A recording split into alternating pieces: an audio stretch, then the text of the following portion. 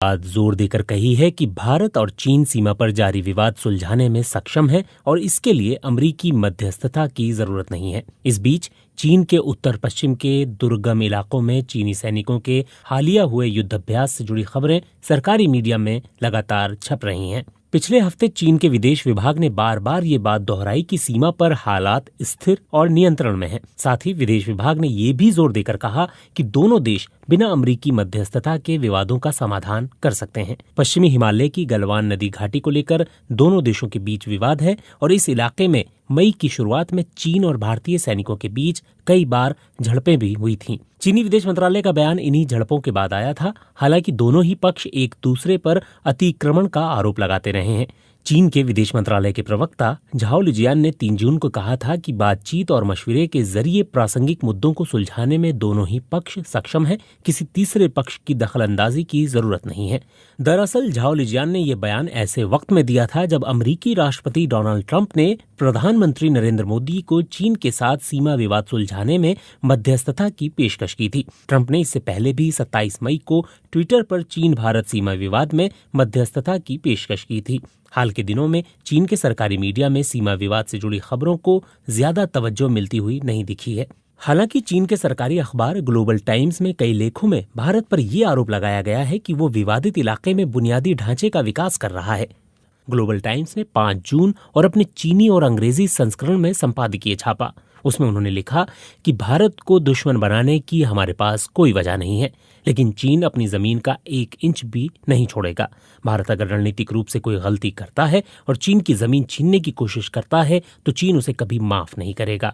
चीन कड़ी जवाबी कार्रवाई के लिए बाध्य होगा। चीन ने भारत की तरफ दोस्ताना रुख साफ कर दिया है। भारत को अमेरिका से मूर्ख बनने के बजाय जवाब में चीन के प्रति गर्मजोशी दिखानी चाहिए। इस बीच चीन के सरकारी मीडिया में सैनिक युद्धाभ्यास और भारत से लगने वाले दुर्गम उत्तर पश्चिमी इलाके में हथियारों का भंडार बनाने से जुड़ी खबरें लगातार छप रही हैं।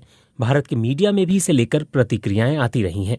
6 जून को चीन के सरकारी टेलीविजन चैनल सीसीटीवी के मिलिट्री चैनल ने पीपल्स लिबरेशनल आर्मी यानी पीएलए से जुड़ा एक वायरल वीडियो प्रसारित किया था। इस वीडियो में पीएलए के हजारों जवान बख्तरबंद गाड़ियों में हुबेई प्रांत से उत्तर पश्चिमी चीन के दुर्गम इलाकों की तरफ कूच करते हुए दिखाए गए थे। वीडियो 15 मई के आसपास का बताया जा रहा है, पर इसके बारे में कोई जानकारी नहीं दी गई कि चीनी सैनिक किस जगह के लिए रवाना हो रहे थे। सीसीटीवी की रिपोर्ट के मुताबिक ये युद्धाभ्यास कुछ ही घंटों में पूरा हो गया था।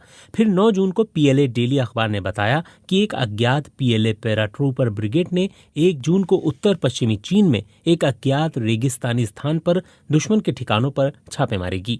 साथ ही गहन सामरिक अभ्यास और मॉक ड्रिल भी आयोजित की। पीएलए डेली ने यह भी लिखा है कि एक मशीनीकृत पैदल सेना बटालियन ने बख्तरबंद वाहनों, तोपखाने, इंजीनियरिंग सैनिकों और स्काउट सहित कई बलों को एक साथ बैठाया।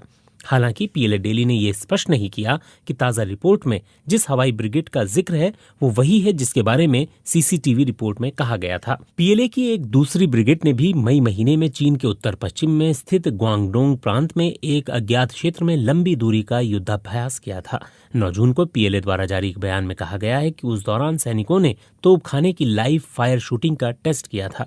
इससे पहले 2 जून को सीसीटीवी के मिलिट्री चैनल ने बताया कि एक पीएलए स्काउट यूनिट ने हाल ही में तिब्बत पठार पर स्थित तांगुला पर्वत पर करीब 15,000 फीट की ऊंचाई पर नाइट विजन उपकरणों का उपयोग करते हुए रात में एक सैन्य ड्रिल की थी। साल 2017 में विवादित डोकलाम पठार पर भारत के साथ इसी तरह के सीमा गतिरोध के दौरान चीन के सरकारी मीडिया ने पीएलए की एक फुटेज दिखाई थी जिसमें सैनिकों को तिब्बती पठार पर एक PCL-3 होवित्जर का परीक्षण करते हुए दिखाया गया था। हांगकांग के एक स्वतंत्र समाचार पत्र साउथ चाइना मॉर्निंग पोस्ट ने 4 जून को अपनी एक रिपोर्ट में इस बारे में लिखा है। बीजिंग स्थित सैन्य विशेषज्ञ झाओ चेनमिंग ने MCMP को बताया कि 2017 में वीडियो फुटेज और इस सप्ताह भारतीय सेना को चेतावनी देने के उद्देश्य से पीएलए द्वारा की गई सैन्य ड्रिल से ये जरूरी नहीं कि इसका उद्देश्य भारतीय सैनिकों के साथ युद्ध छेड़ना था।